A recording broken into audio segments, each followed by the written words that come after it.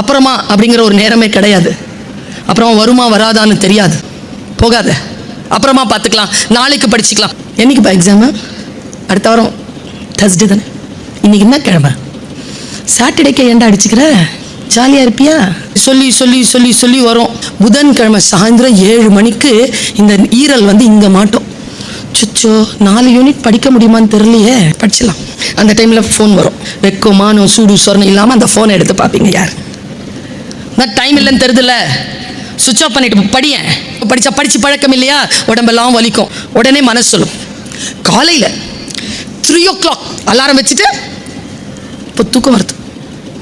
3 o'clock வேண்டாம், அவன் 3 மணிக்கு 4 o'clock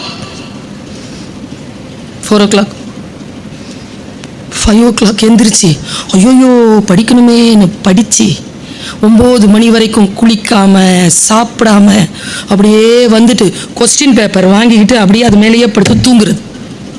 எத்தனை பேர் தோல்வி அடைந்திருக்கிறீர்கள்? நாளை என்று தள்ளி போட்டுட்ட. ஜெயிக்கிறவங்களுக்கும் உங்களுக்கும் இருக்கக்கூடிய ஒரே வித்தியாசம், காலத்தால் அவன் பயிர் செய்தான், நீ காலத்தை கைவிட்டு விட்டு பிறகு பார்த்துக் கொள்ளலாம் என்று இருந்தாய். காலத்தால் யார் ஒருவர் பயிர் செய்கிறார்களோ அவர்கள் உகந்த காலத்தில் அறுவடை செய்கிறார்கள். பிளான் பண்ணு.